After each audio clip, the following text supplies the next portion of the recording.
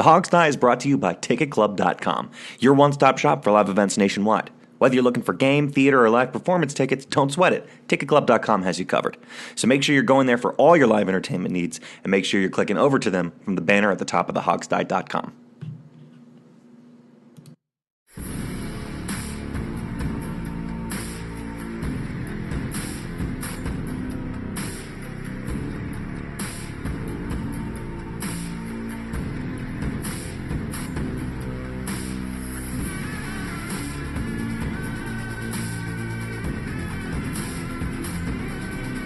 By fans, for fans, the Hog Sty. And now, here's your host, Sean Conti. Welcome back, ladies and gentlemen, to the Hog Sty, DC's unofficial leading source for all things Redskins and the NFL, brought to you by TicketClub.com. My name's Sean Conti. I'm feeling remarkably good for a season that was not very good.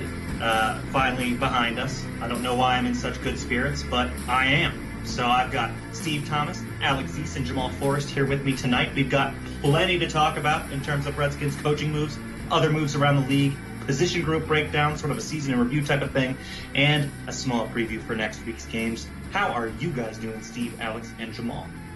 Oh, just awesome.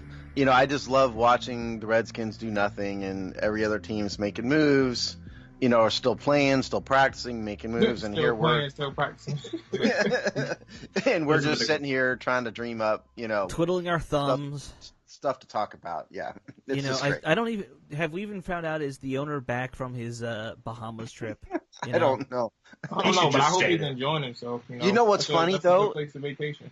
Here's the latest thing though on that.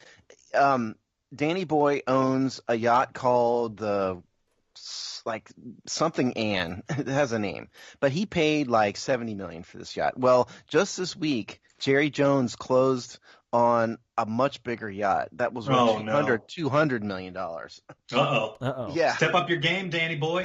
What you doing? So Danny's getting outclassed in the yacht world now. You think these guys are buying this kind of much larger yacht to make up for other deficiencies at some point?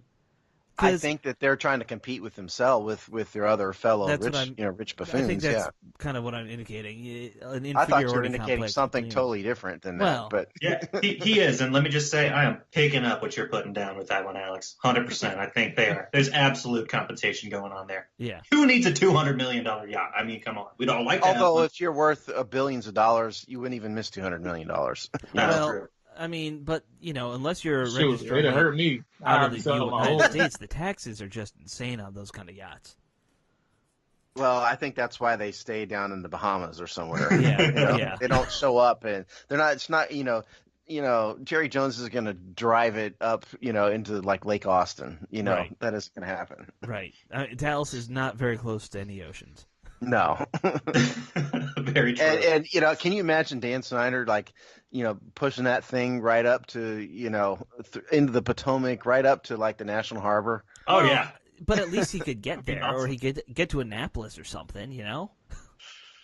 That's true. He could roll through Annapolis. Yeah. You're right. Don't give him any ideas. I know. I'd love to see it. I hope he does. I'd like nothing better than to see, in the midst of all this chaos and all this hashtag fire Bruce Allen stuff, I'd love nothing better than to see Dan Snyder roll straight up to the right downtown DC in a $70 million yacht. That would just be the greatest. Fun to see. That would be the greatest thing in Redskins history. They love the Anacostia. I'd love to see that. Oh my God, I'd love to see it. Well, let's get into some news, because we did have some coaching moves and also some lack thereof here on the Redskins team. So, Alex, I know you've got a list with you. You want to take us through this? All right. You want me to do the national ones first? Let's get those out of the way and rip it off like a Band-Aid. What's happening around the league? Yeah. All right. So, as we know, 8 teams fired their coaches at the end of the season. 6 have been hired now. Real quick, Cincinnati and Miami still haven't hired a coach. I was looking around to see if there are any rumors, and there's nothing on either team. They're playing it very close to the vest. But the big names on the changes, Adam Gase, who was at Miami, now is with the Jets. So, rearranging deck chairs around New England. Yep. Matt LaFleur, who was our quarterbacks coach. He started off as a quality control assistant, though. Yeah, he was he was here in the Shanahan era, and he's got a quarterback background. I know that. He's now the Green Bay Packers head coach, which a lot of people are wondering why. That's kind of surprising. Yeah. Does anyone have any thoughts on that? Yeah, that means he's going to be Mrs. Aaron Rodgers. Right. You don't bring a guy. Yeah, you don't bring a guy as young as Matt LaFleur in and have him boss around Aaron Rodgers. Aaron Rodgers has 4 or 5 years older than Aaron Rodgers. Aaron Rodgers has a major attitude, and he's an extreme alpha in terms of law. He got Mike McCarthy fired, basically. Right. So I don't think he's going to put up with. I think old Matt is going to bend over the chair and take it whenever Aaron says so. Basically, I actually think that's true because those are what other people's kind of assessment of LaFleur is as a personality. He is not a strong-willed person, is what you hear people on talk radio say. Well, that's unfortunate. Yeah. I mean, it'll be interesting to see how that plays out. He's a young guy. Like Rodgers had McCarthy his entire career, really. So this will be interesting. All right, so let's move on, though. Arizona hired Cliff Kingsbury. And the joke is he's really good-looking. Everyone thinks they just were like, hey, Sean McVay's good-looking, so, hire this guy. Maybe they're going to go compare girlfriends and see who's hotter, perhaps. Right. Listen to this resume. Arizona, one's in L.A., why not? Yeah, I mean, I don't understand this hire in any way. I realize, like our buddy Robbie Duncan said, well, it's because, Cliff's got Kingsbury's got the scheme and all that. Yeah. But this dude, he was the offensive coordinator at the University of Houston, quarterbacks coach. He was the offensive coordinator at Texas A&M in 2012. I don't think that team was very good.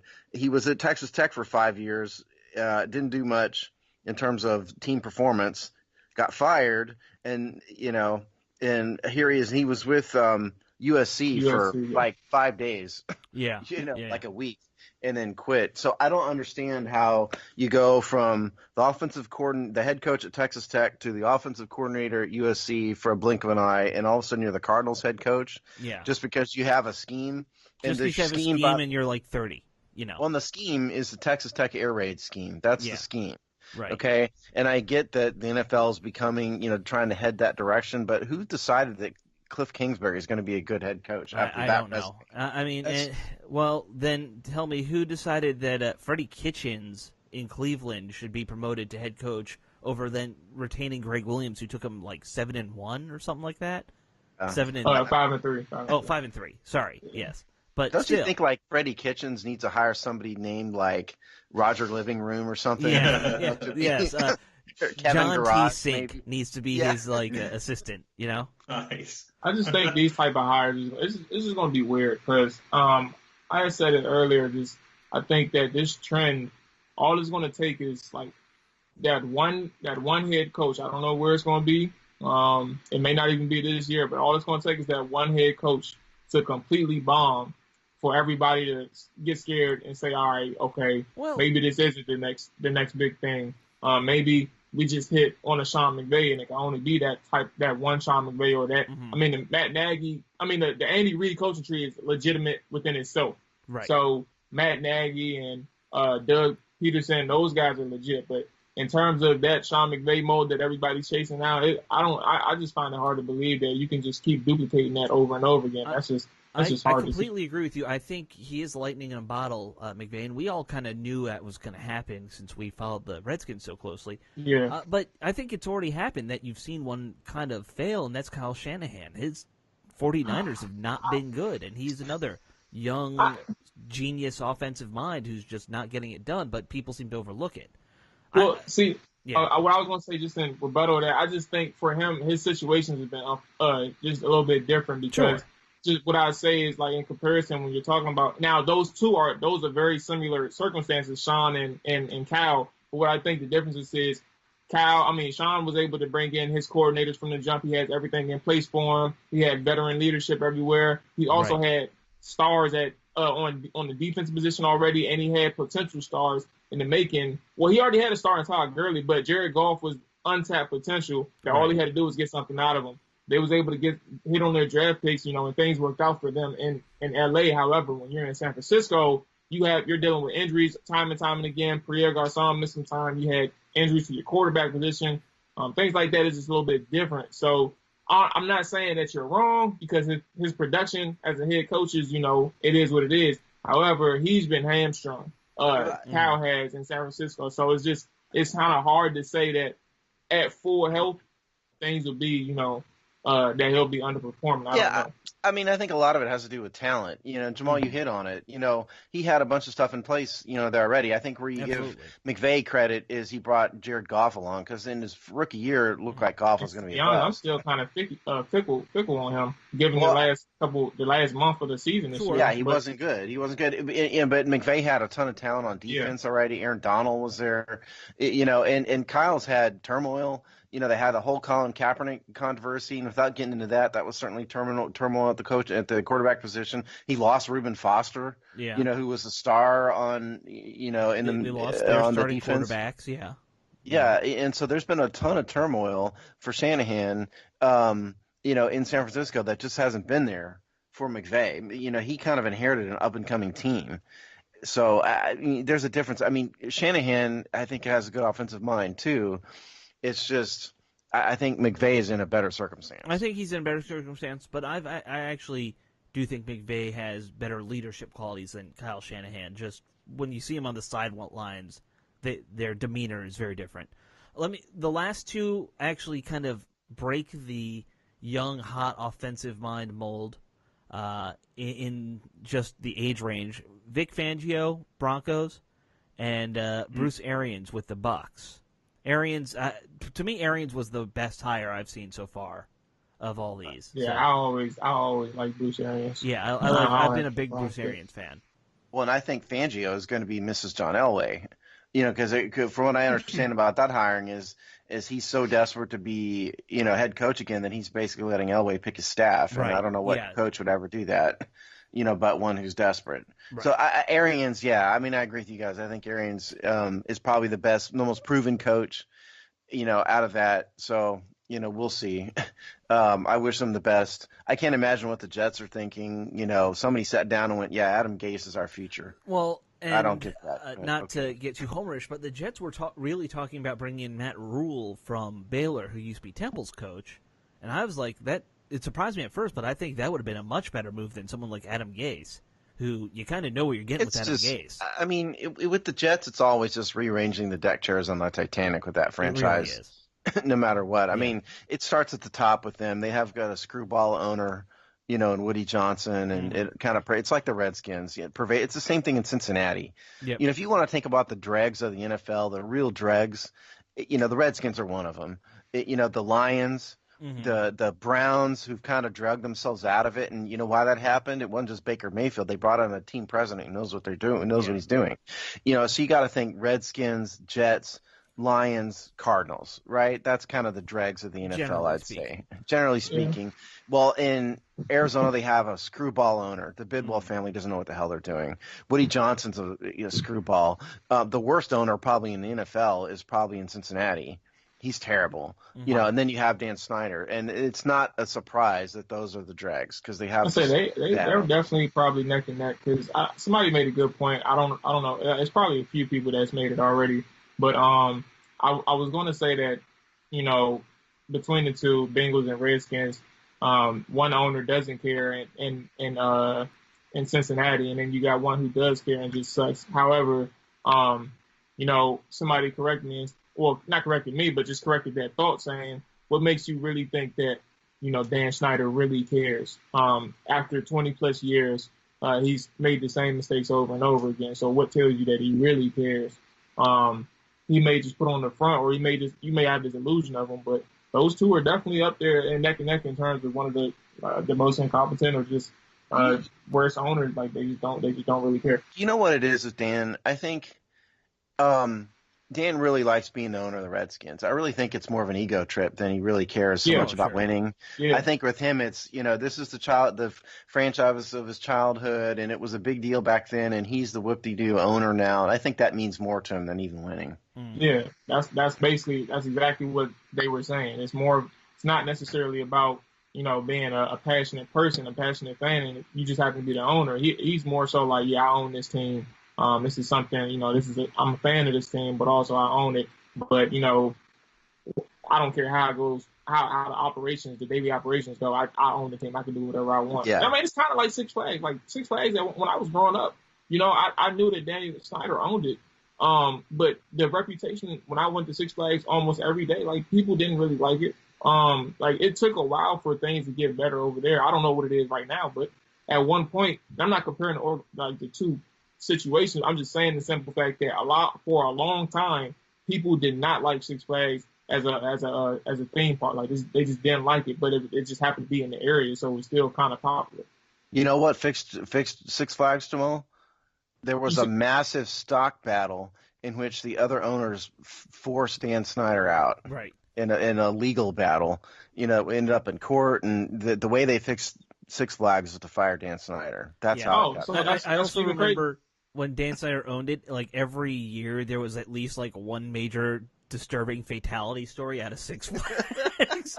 Yeah, like it's crazy. Like I knew I was young when I stopped going. Like, I was probably like 13 or 14 when I stopped going. Right. I just remember like how bad it was and how much people disliked it. And things have gotten better. I know they started building more rides and things like that. Like, I see it in my neighborhood, or I see it on TV sometimes. Like, when the hell did they get this? Yeah, like, that was when all that started happening, when Dan Snyder was shoved out the door. Actually, I want to go to Kings Dominion. Kings Dominion always was better than Six Flags.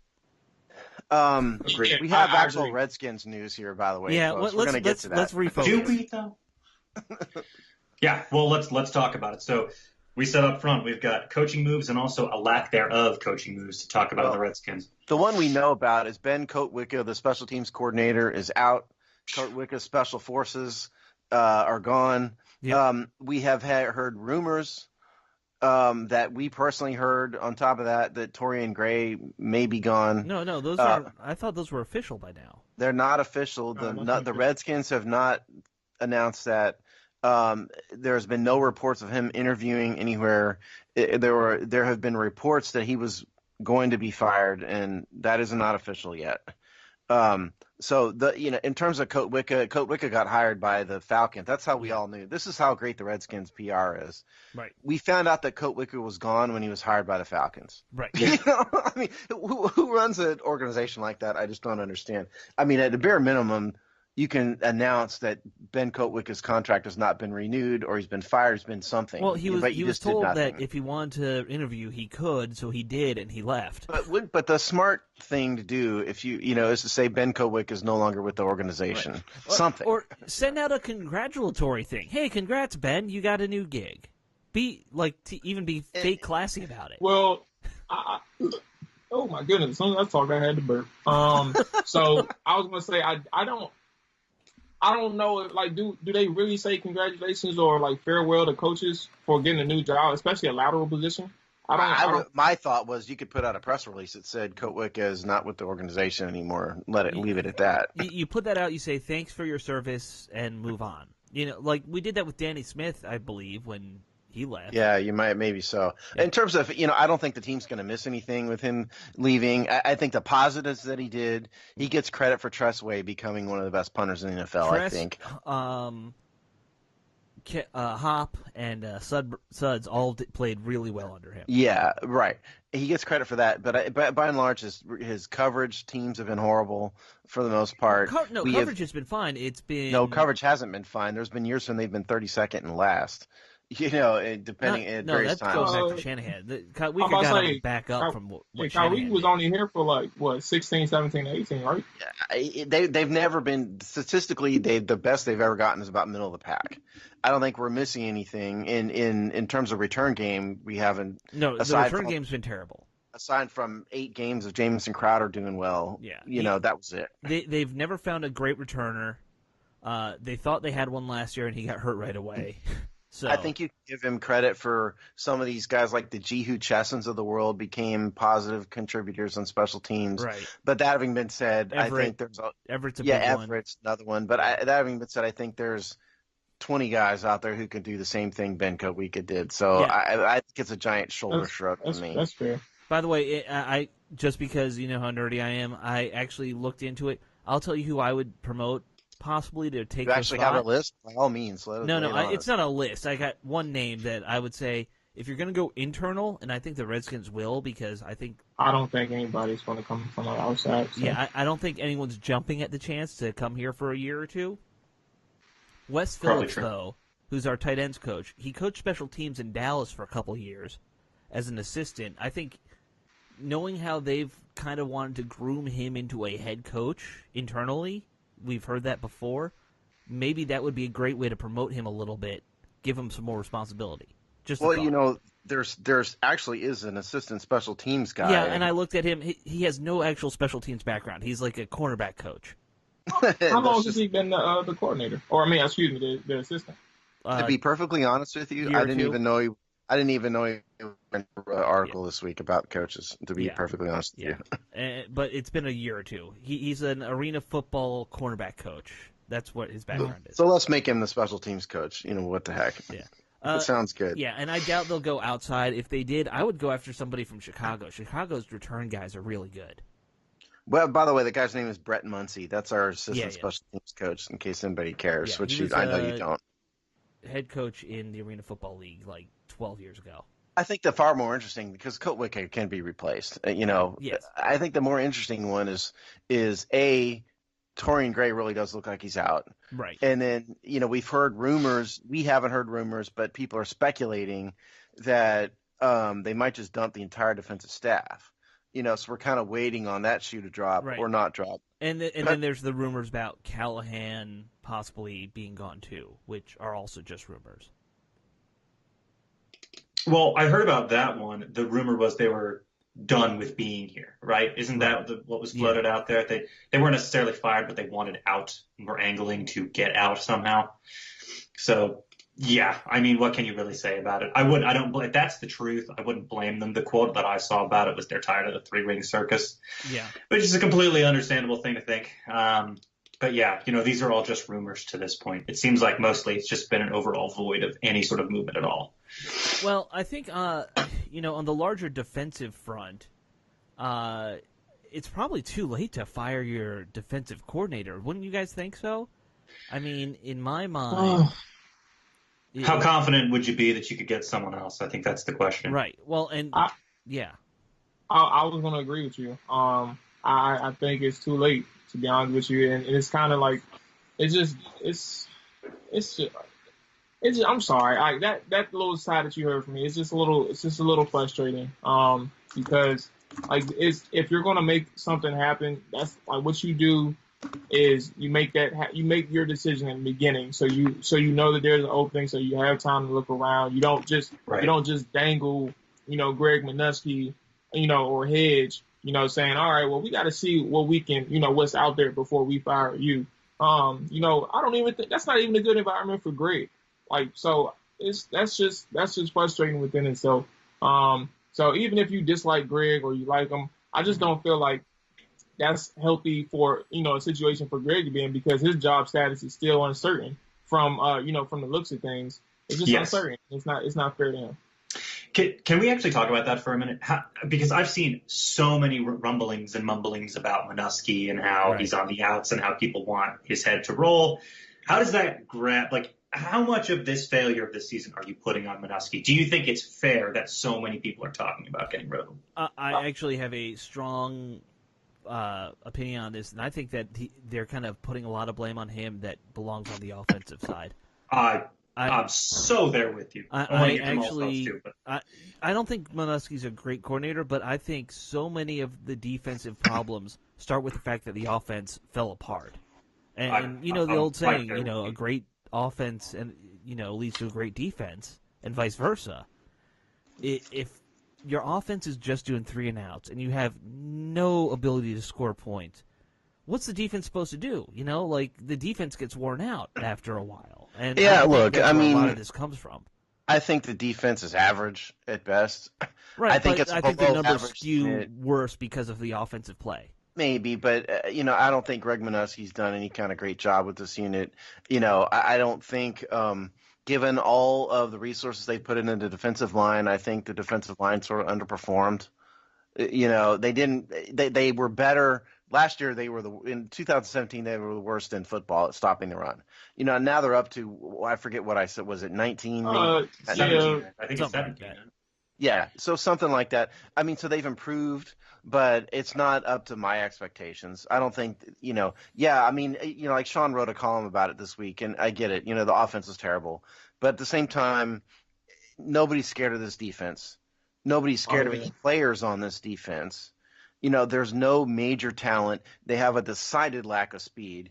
But more importantly, in terms of coaching, these guys are out of position constantly. Even the leadership, the leaders on the defense are out of position, and that I put on the coaching. So I don't think I'd get rid of – I have no problem getting rid of some or all of them. Torian Gray, I thought, was one of the few that, has a little bit of an excuse because he's got a ton of youth, on there. He's got a bunch of outsized personalities to deal with. It's not an easy situation. And, what I heard about him is that they weren't happy with the way Clinton Dix transitioned into the Redskins, and he took the fall for that. That was the story I heard about. I mean, that's absurd. Well, that's not even his fault, given the fact that I'm just telling you what I heard. I'm just saying that's like, even if with that rumor circulating, that's not even Torian's fault, given the fact that they traded for him. Bruce traded for him because he deals with the trades primarily. He traded for him, and of course, when you trade for somebody, what you want to do is make sure that person plays, because he's the pride and joy. He's that person that piece that you're presumably missing. And what you want to do is make sure that he gets as much time as he wants, no matter if he fits the scheme or not, no matter if this person will mesh well with the other player, the other safety on the field, and the other defensive backs. Nobody took that into consideration. They just want to make sure that he played. So now, because he didn't play well, okay, now it's his position coach's fault. I don't think that's fair for him. Like, I'm not disagreeing with you. I mean, I think he's kind of being made an unfair fall guy a little bit. And I think you can't say also enough about the fact that he was Greg Stroman's coach in college. That can only help Stroman. I didn't think Stroman had a great year, but he's only a rookie, and having his college position coach there would have only helped. Late round rookie too. Let's be honest. Yeah, he's not. Yeah, I wasn't pleased with Fabian Moreau's play necessarily this year, and so I think at some level you can maybe put that on Torian. But all the same, I think the team has much bigger problems than the defensive backs coach. And just that's putting a Band-Aid on, on a dam bursting, And I just feel like I always want to say, just to answer the Manussi question, I don't necessarily think, he's been made the scapegoat, but at the same time, he just didn't help his case because, you started off so well. People realized how slow this defense was. At one point in years past with Manussi and with Joe Barry, the interior of the defense, you could easily exploit that. You could run up the middle, you could run wherever you wanted to, because, you can just have your way with this defense. However, with the addition of Daron Payne and the development of Jonathan Allen and Ioannidis, it was kind of hard to run up the middle. It was kind of hard to run in between the tackles. However, when you have linebackers who over pursue sometimes and just they weren't disciplined in general, you can take advantage of the lack of speed. Zach Brown was too aggressive. Sometimes he just didn't think things through. But you also have people who just didn't maintain their integrities at all. So it's kind of frustrating to deal with that and have to see that Greg Manussi recognizes that, but doesn't make adjustments per se. And he doesn't have a plan around that. And it's kind of hard to game plan around that period, given the fact that, your team speed is just not, or your defense's team speed is not there. And it's going to be hard to do that. And on top of that, these guys struggle in coverage. So you're going to be dealing with that for a while. So it was a tough situation for him, but at the same time, he didn't make it any better. It is what it is. But. Well, yep, I would agree with everything that you just said. And I mean, just speaking generally, the defense's decline, it was not good in the second half of the season at all. I don't think anyone would say it was good. I just don't put it all on the defense itself. No, and like you said, it coincides a lot with Smith's injury. They were asked to do a lot more prior to that, Swearinger, as soon as Clinton Dix was picked up, Swearinger's play declined. Norman didn't have a great year. There's gaping holes in the linebacker core. There's a lot of issues there that I don't think are necessarily scheme problems. The one thing I will put on him is it seemed like sometimes he had a tendency to go conservative when maybe some more aggression would have helped. We let a lot of teams hang around and steal some wins this season. I mean, we're talking about coaches. I think if you want to fire a coach, I'd get rid of the inside linebackers coach, Oliva-Dottie.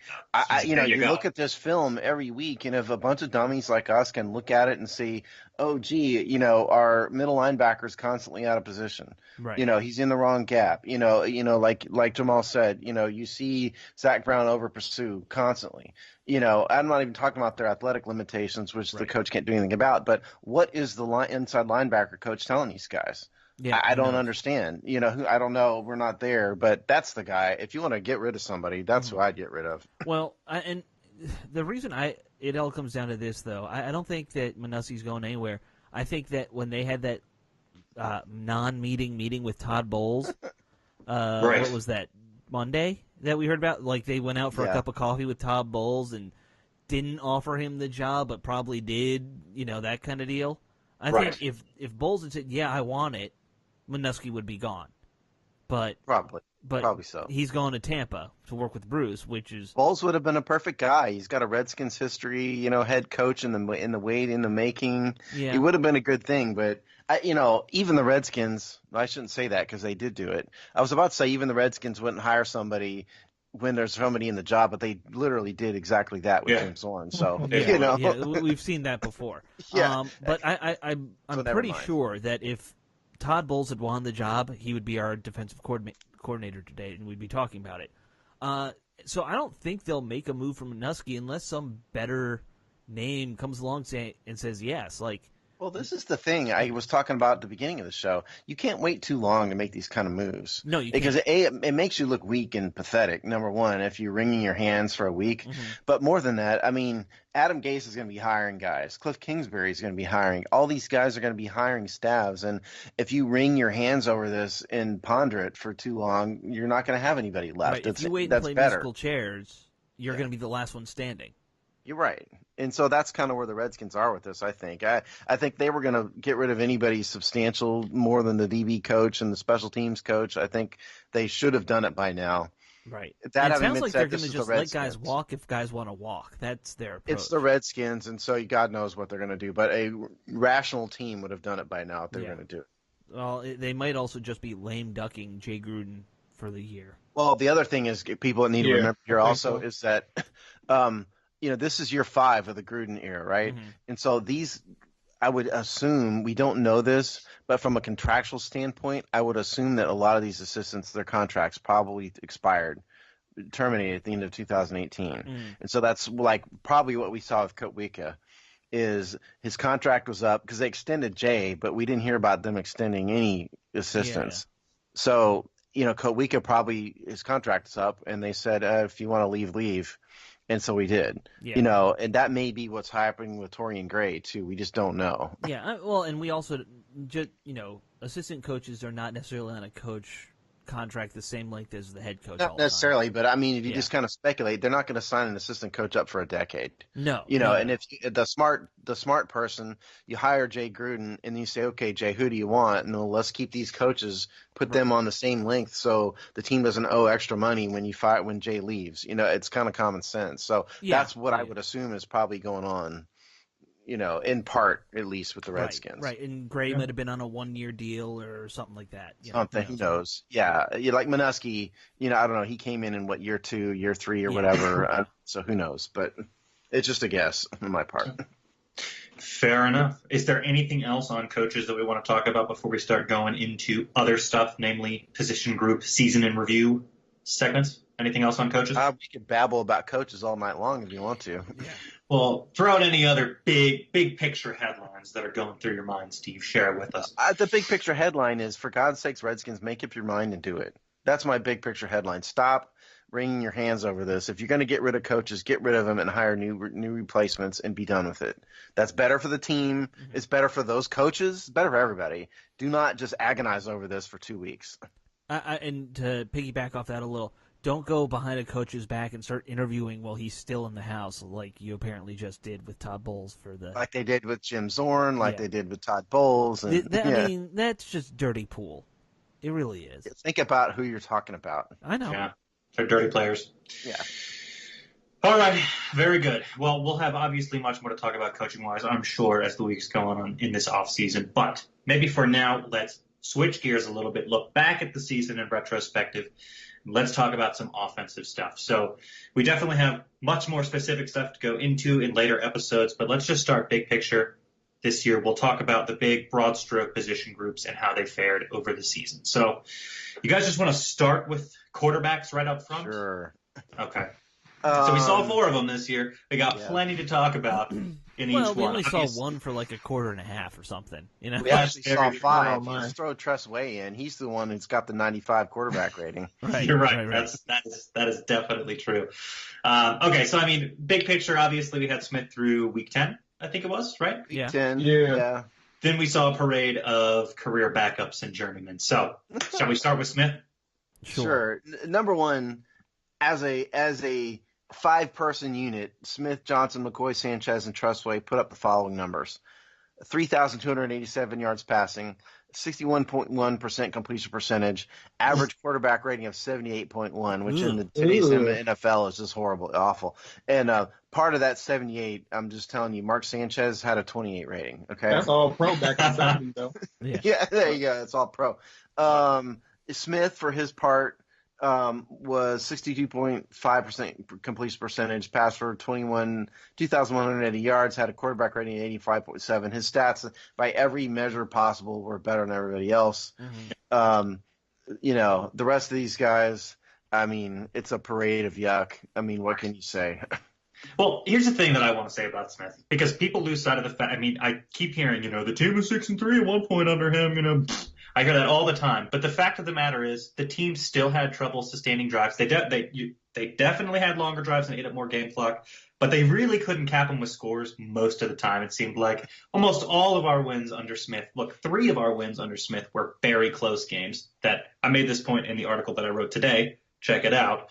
They were pretty much defense-heavy wins. So that's 3 of his wins at least. He had 1 really good performance against Green Bay, or better, but all of the rest were pretty pedestrian. Those 3 wins, Carolina, New York, and Dallas, he didn't score a second-half touchdown in any of them. We let teams hang around the entire time, and they all came down to basically the final drive where we got a defensive stop. So I guess that's what I'm saying, is that Smith definitely, he was the more protective quarterback of the ball. He held on to it much better, didn't cough up turnovers.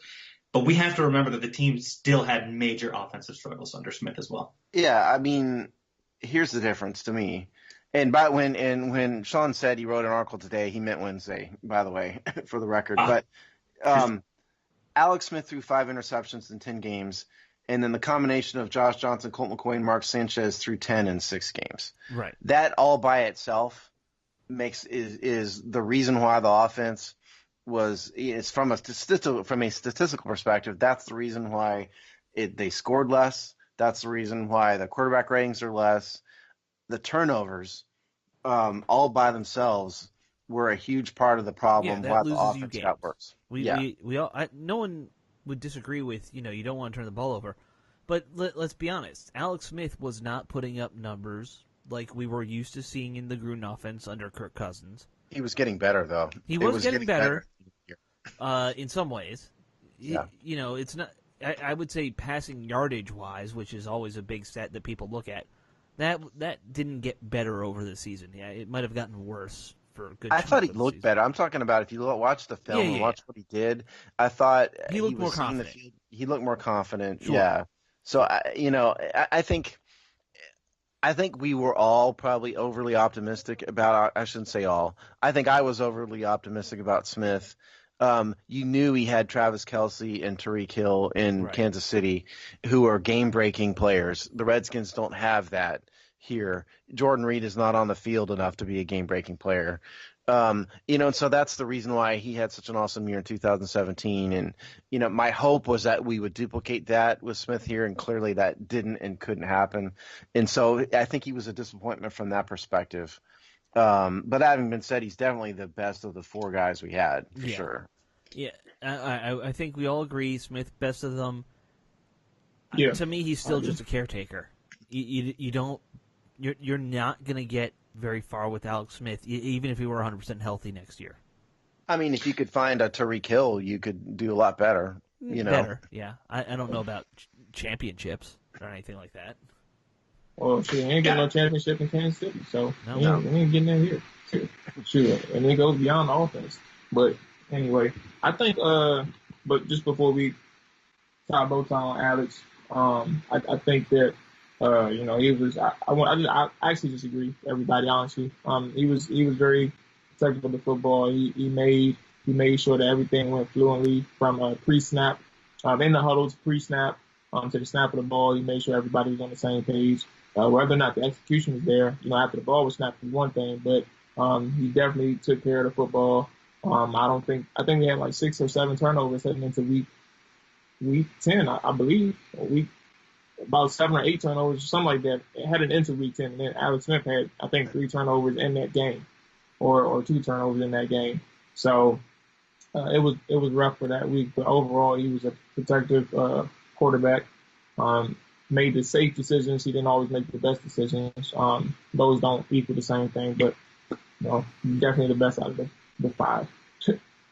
Yeah, hands down. I mean, I don't think anyone here is necessarily criticizing him for the skill set that he has. It can work in some places. I think mostly what we're saying is just he was never the guy that was going to come in and do any more than basically what this record is, 7 wins. He wasn't necessarily, with the talent around him, going to be able to do much better than that. And I think now in the context of seeing, you gave him $70-some million guaranteed up front, it seems like maybe it was just we were banking on him to do a lot more than he had ever really shown with his resume to this point. Yeah, that having been said, I don't think Kirk Cousins would have done a whole heck of a lot better from a record standpoint when you've got, the likes of like Jihu Chesson and, Maurice Harris and these guys as wide receivers.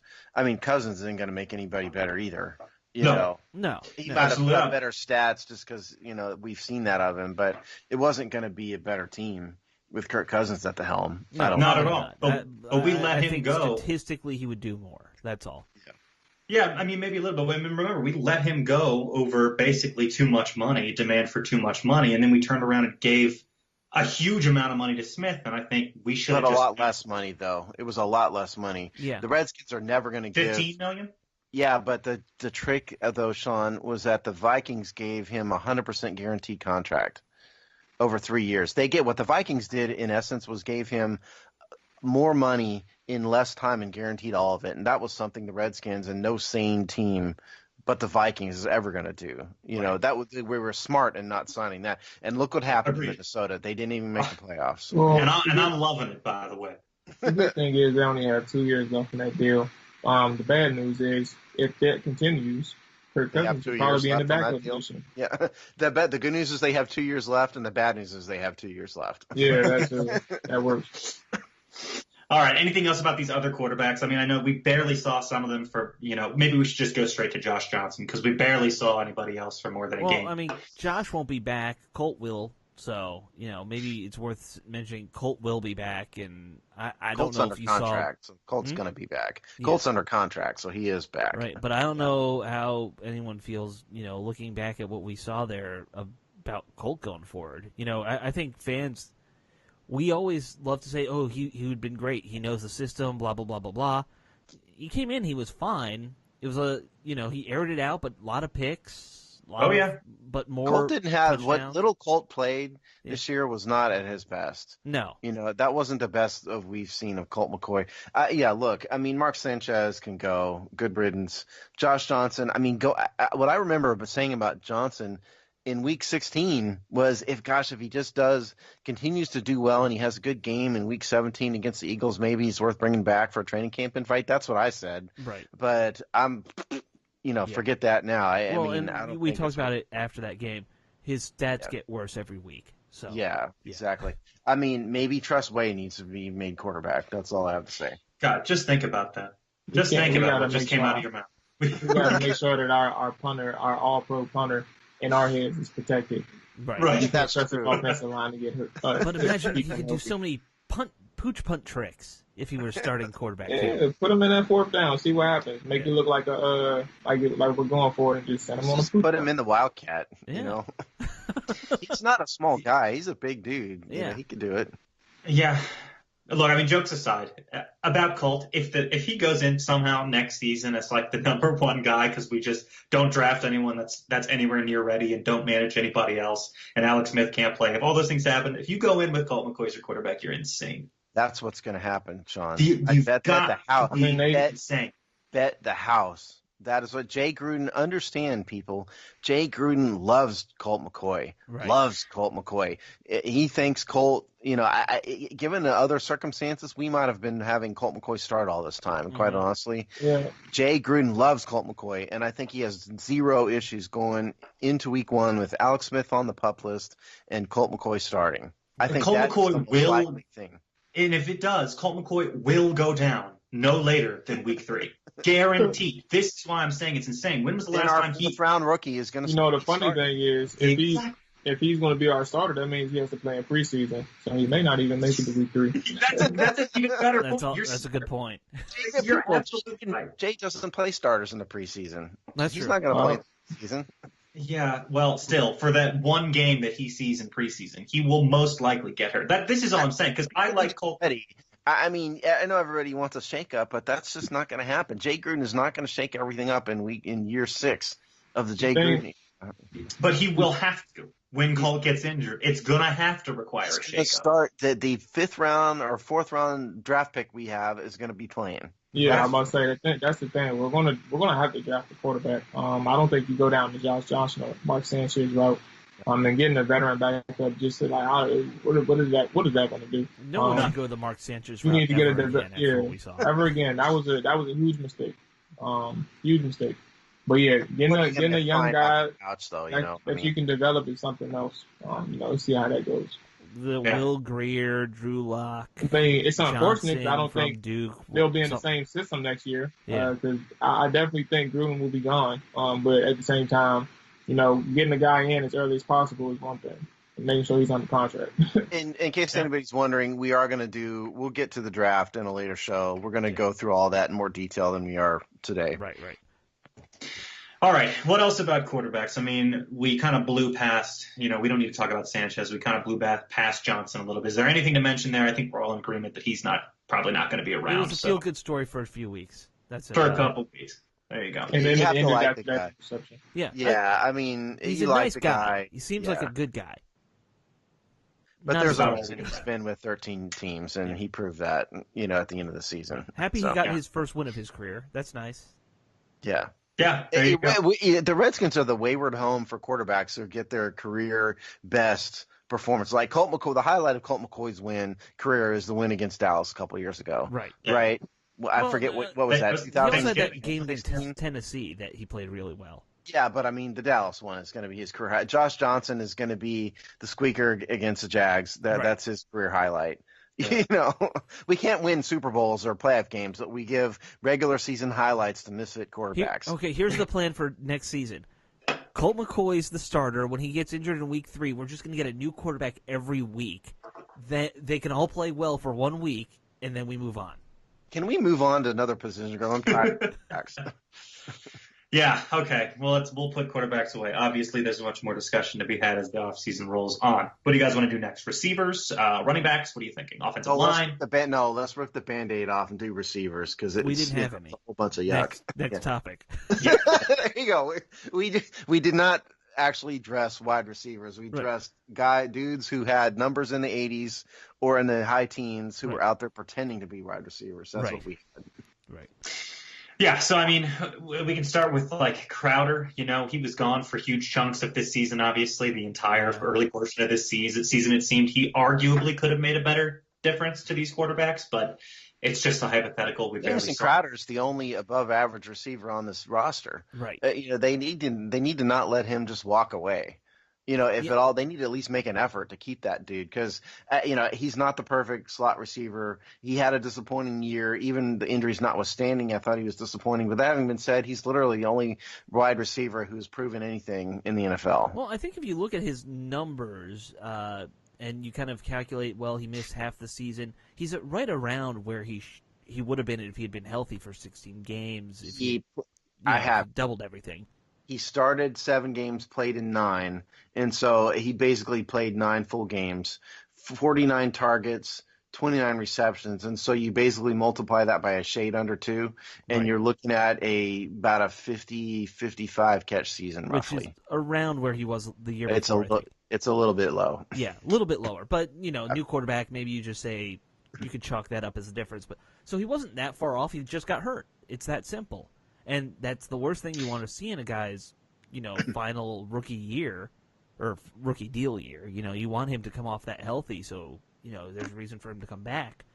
But, I mean, like you said, he did seem a little off. I think a lot of that is they changed the scheme a lot this year, and it didn't favor the receivers. And he had a bunch of dudes at quarterback too. Yeah, a bunch of dudes at quarterback. No deep threat really for much of the year that opened things up for him.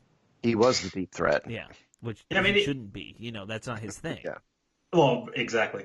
I mean, it just seemed like Alex Smith had a hard time getting chemistry going with really anybody. I think Crowder's injury problems started around week 6, but for 3 of those weeks before that, I think Thompson was still the leading receiver on the team. Yeah. It's not like he was, he was getting intensely fed at any point in time. So it was a whole bunch of things. I actually don't indict Crowder very much for this season. The injuries were a problem, and like we said, there was a revolving door of quarterbacks.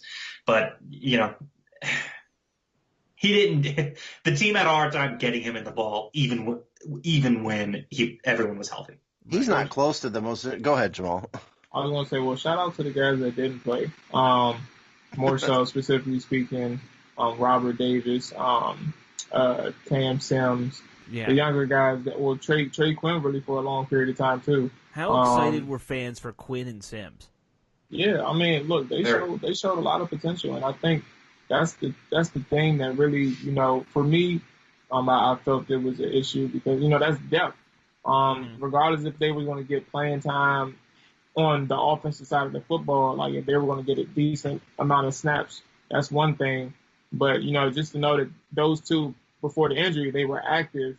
Cam Sims was active in the Arizona game. That's an assumption that he'll be active, moving forward throughout the season. You just think that they'll have their opportunities on the offensive side of the football. And it shows that, if you can make those elite plays, playmaking plays, and in the preseason, you'll have an opportunity or two come the regular season to show that you can actually do that. When the bullets are actually they're live and they're flying right there. So yeah, I like Trey Quinn. I think the fans probably overvalue him just because there's so little else in the wide receiver core to cheer for. I agree too. I think I mean, that's what it is. I mean, but the tide of history is against him. There's basically been not one Mr. Irrelevant who's ever made it long term in the NFL. I think the most successful guy who started the season. What's that, Jamal? Colston was Mr. Irrelevant, I believe. Yeah, there's been like 1 or 2 in over 40 years, and that's it. Yeah. What's interesting is that nobody here in this discussion has mentioned Josh Doxson at all. No, I was just about to bring that up. Yeah. Just about to. I mean, do we conclude that Josh is just a bust, period? I think what Josh is he's a possession receiver. What I don't think he does very well, he doesn't fight for the ball. He has some athletic talent. Mm-hmm. He doesn't weirdly enough, he doesn't high point the ball very well. And I don't think he gives a max effort on every play. So a couple of those interceptions toward the end of the year, like the Johnson one in the Eagles game was on Doxson. I don't think Josh uses his athletic. I don't think he maximizes his skill set very well. He's certainly hurt by the fact that we haven't had a dynamic quarterback, but all in all, I think he's been a tremendous, huge disappointment to where he's drafted. Mm-hmm. And, they've got one more year of him. He's going into his 4th year. Right. Right now, I don't see even the need to exercise a 5th-year option on the guy personally. I mean, you can find somebody to duplicate what he did much cheaper than him. Doxson puts up good 4th receiver numbers. That's what he does.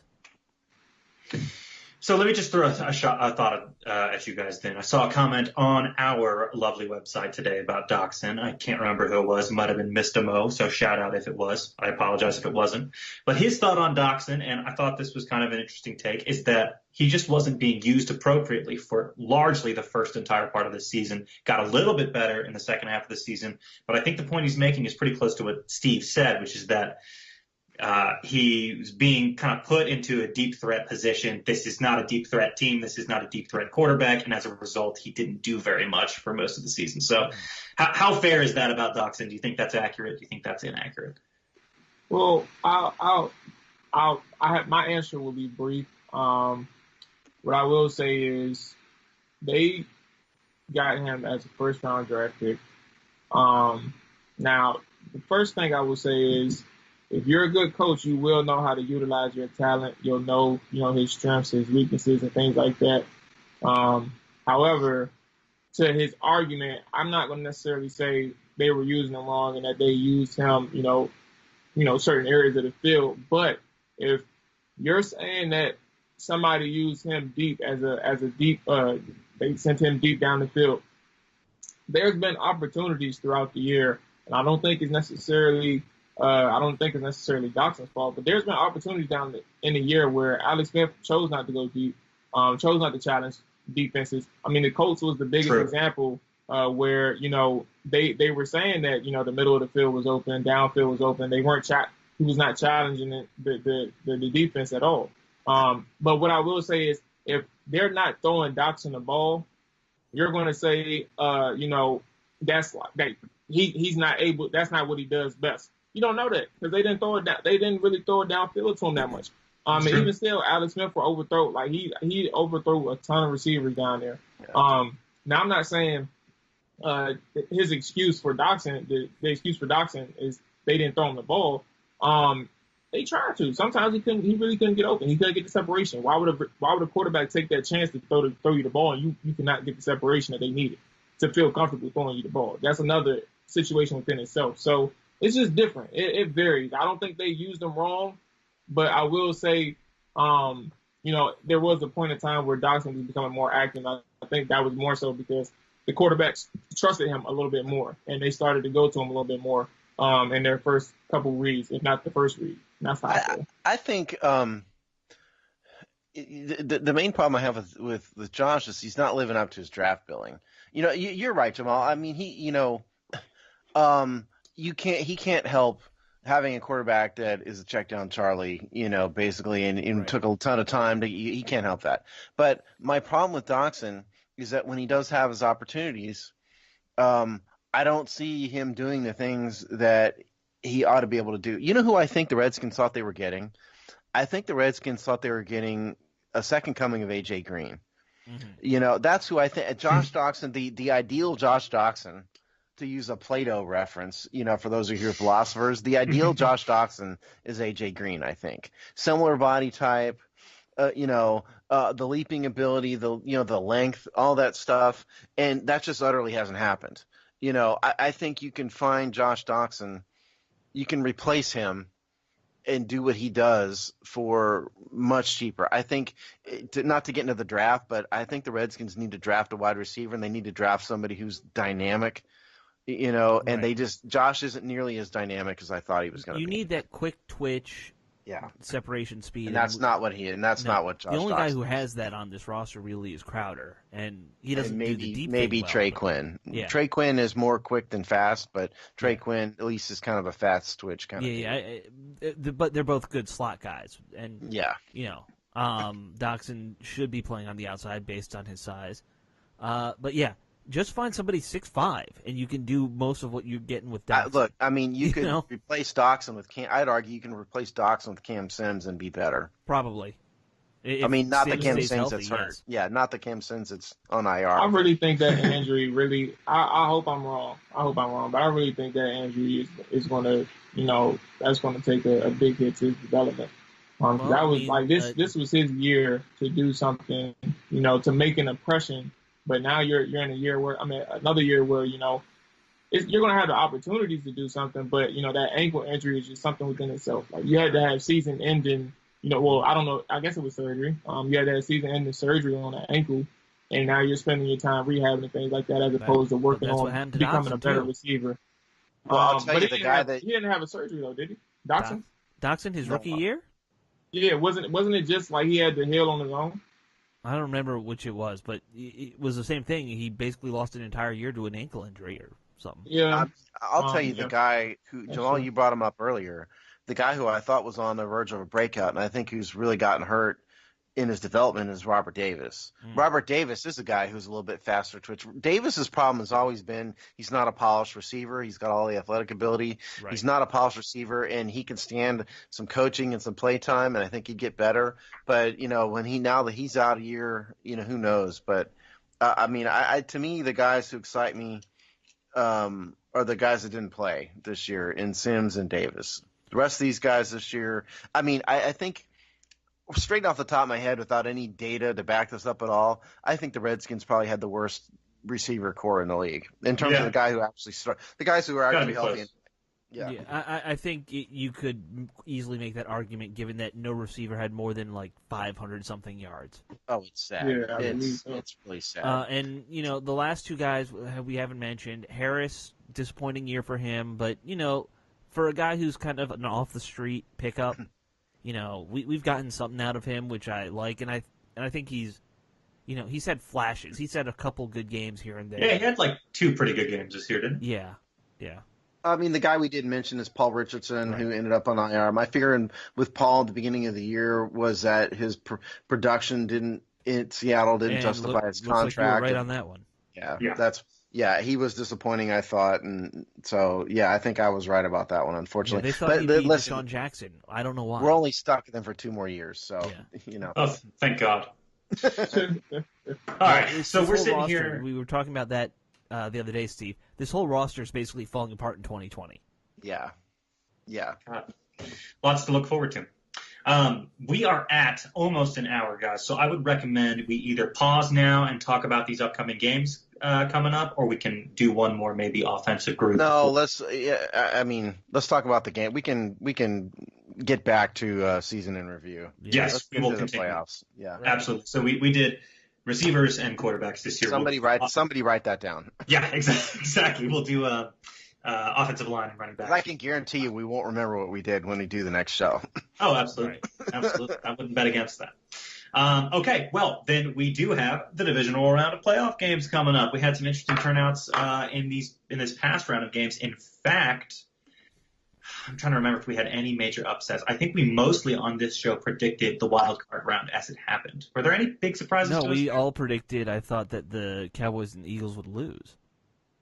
Actually, definitely predicted the Cowboys would lose. I couldn't remember what I said about Eagles. I think that was the real tough one to predict because it's like the sleeper. Eagles Bears, yeah, that was a tougher one. Eagles Bears, I'm sorry, that was a tough one. But if it wasn't for a kick that bounced off the crossbar and the upright, the Eagles would have lost. That's true. True. Which is a major upset because that's your Trubisky and the sleeper Bears team against the defending Super Bowl champions. Yeah, they should have won that game. They didn't, but they should have. In terms of this week's playoffs, we've got first up on Saturday is Colts Chiefs. That's the early game. Woo! The Saturday night game is Cowboys Rams, and then Sunday it's Chargers Patriots early, and then Eagles Saints in the afternoon. So in terms of Colts and Chiefs, that's the best game I think this week. It's gonna be interesting because Captain Andrew Luck. The Civil War captain, if you guys follow that on Twitter, it's hilarious. But they've been just absolutely lights out. Yeah. And the Chiefs have defensive problems, but it's at huge defensive problems. So I think that's probably that may be the most entertaining game, I think. Yeah. Yeah. Do we want to venture predictions for this? We can give a little spiel about it. Okay. You want to? Okay. Whatever you want, and drive the bus. Yeah, I'll drive the bus. I'll make it just real quick when we do predictions here. I'm going to go with Colts over Chiefs. I know the Chiefs' offense is amazing, but the defense is so bad. So bad. One of the worst. So I think the Colts are a pretty plucky team. They might not wow you necessarily with some of those scoring stats, but I think they're going to come up big in this game. I'm actually going Colts over Chiefs for this one. All right. What do you think? I'm kind of torn because I think that I think the Chiefs are not ready for the playoffs. I don't think they're playoff ready. However, I also think that Arrowhead Stadium is a monster within itself. With that being said, they come out on fire. They come out ready. But I don't think it's going to be easy. I think the Colts they continue that fire or that hot streak they're on, and they play to their best of their capabilities. It'll be a close game. Not as high scoring as everybody may imagine, but it may definitely reach close to 30. I'd probably say 30-24 or 30-27 Kansas City. I mean, for my part, what's going through my head is Patrick Mahomes the games he's played poorly have been against better teams. Mm-hmm. He's a young guy. This is his first, time in the playoffs, because Alex Smith played last year, in the playoffs. So he's never really seen it before. The Colts have been on a huge roll. This is a tough one. I kind of hesitate because I can't believe I'm saying this, but this might be my upset. I think the Colts may squeak by this one, even though it's on the road, just because of, Andrew Luck's been out of his mind. Right. Out of his mind. So I'm going to predict the Colts in a squeaker, fairly high-scoring squeaker. I don't think you're crazy. I'm also going Colts.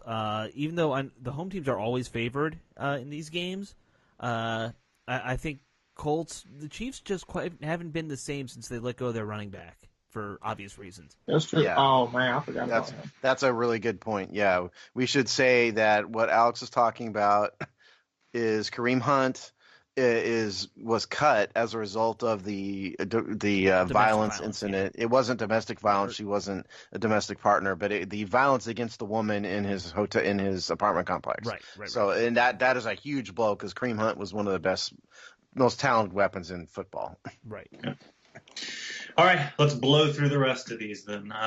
Cowboys-Rams. I'll just go ahead and start. I'll say the same thing basically that I did last week. I can't believe the Cowboys have survived this far. Jason Garrett's a terrible coach, and the Cowboys are choke artists. I know that they have good things about them, okay, people. I'm not just being a blind Redskins fan. But I think the Rams definitely take this one over the Cowboys. Please, God, let it happen. I'll be a blind Redskins fan. F Dallas. Well, there you go. I like yes. it. Go ahead, Jamal. I'm thinking. Well, I'll go next then. First of all, yeah, screw Dallas, definitely. In terms of the team, my fear is that the Rams haven't been quite as good, recently. But that yeah, I mean, they've slowed down.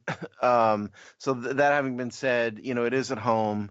I just can't in good conscience pick Dallas to win anything. So I'm going to say the Rams get it together, even though I'm afraid they won't. Yeah, that's fair. All right. Well, I think the thing about the Cowboys is they match up with the team that's remaining in the NFC. They match up well with everybody that's in there. And that's, for a Skins fan, that's just not ideal. It's unfortunate. Yeah, it's unfortunate. It's not ideal. And I think what happens when you go to LA, you have a home crowd that is actually wishy-washy on the Rams, considering the fact that the Dallas Cowboys are coming into town. You have a team that's very, very popular in LA and that market too. Well. So, yeah, they travel well. So you're going to have a fan base that's probably mixed, if not majority, Dallas Cowboys fans. So they're going to feel well at home. However, I think that the offense may open up for LA. I think last year they played. And the Cowboys had some challenges. I don't think the defense was the same. I think this year's defense is way better. They may have, a read on this team. Matter of fact, Chris Richard, who was calling the plays for Dallas, he coached against the Rams last year as a defensive coordinator for the Seahawks. So he knows some things about LA. And then when you don't have Cooper Kupp, it's just some things that may be going on. Unfortunately, I think that Dallas, it'll be close. But I think McVay is one and done again. So I admire your intestinal fortitude to predict that. I think the score somewhat around like 27-24, 27-21, something like that, for Dallas. But look, all is not lost because the further that Dallas goes into the playoffs, the greater the victory for us, because they will not win anything else. They won't win a Super Bowl or anything. So just be patient. The loss will come. I'd rather them just have lost last week 42-0. That would have made me happier. The only thing I'll say about Dallas I didn't mention is that Leighton Vander Esch was hurt last week in the wild card game. Yeah, he's the heart and soul of the defense. I don't know what his status is because we didn't look it up beforehand.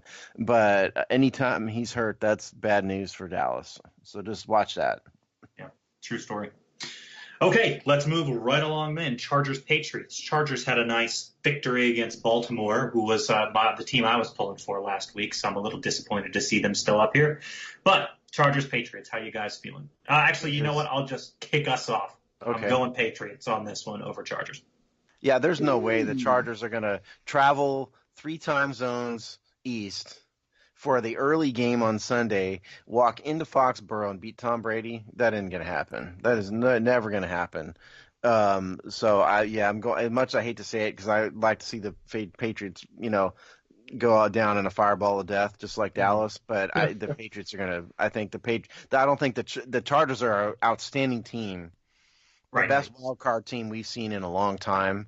Yep. But I don't think they can travel that far early game and come in there and beat the Patriots. If they beat, I'll say this much. I'll say that, and they were undefeated at home this year, by the way. If the Patriots lose this game, the dynasty's over. I'll say that much. Wow. Go ahead, first, Jamal. All right. So, you say the Patriots are undefeated at home, and I will tell you that the Chargers are undefeated on the road. It's just, I think. I'm sorry. I one of these years you gotta, for a Chargers fan, and then for a person who you've been around for Phillip Rivers' entire career, you just know one of these years, it's going to be that year. And there is no challenge that Phillip Rivers is scared of, and the the Patriots is another challenge that I think that they'll be able to handle pretty well. The defense is not as strong or as dominant as some people would imagine, given that it's Bill Belichick. The Patriots play well every single year, but I just think that they'll have some opportunity to make some things happen against New England this year, and possibly one and done them as well. So I think that the Chargers going to New England, another East Coast trip for them, early start too, and they get the W. Maybe 27-20, around that 27. On behalf of football fans everywhere, not in Massachusetts, we hope you're right. Yeah. I actually agree with Jamal. I think the Chargers can win this thing. I look at their roster, and I just think they have a strong roster. I know it's Belichick and Brady, but this is one of the weaker Patriots teams, comparatively speaking. I really like the Chargers overall, and I think they have a shot here, and I would give it to them. I hope you're right. I don't Patriots team this year. It's a beatable. You're right. It's still Bill Belichick, Tom Brady, Boston, January. That's playoffs. We understand that. Yeah, they go to a different gear.